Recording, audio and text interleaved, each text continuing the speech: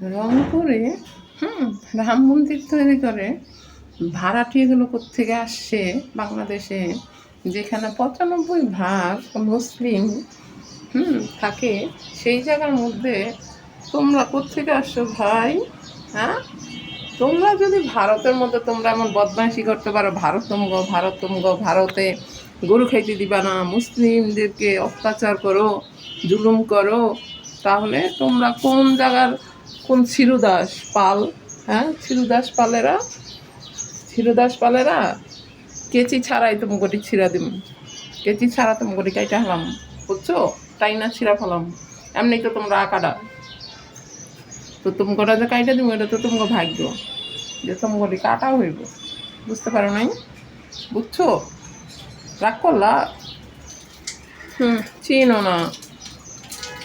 একবার মুসলিমরা যখন করবো না, অত্যাচার শুরু করবো তোমাদের উপরে, তখন তোমরা বলবা। আর আমরা তো দয়া করি, কারণ আমরা মুসলিমরা তোমাদেরকে দয়া করি, এই কারণে তোমরা থাকতে পারো বাংলাদেশে শান্তি মতো। তোমাদের মতো যদি এমন অত্যাচার করতাম না আমরা, তাহলে তোমরা বাংলাদেশে টিকতে পারতা না, বুঝছো?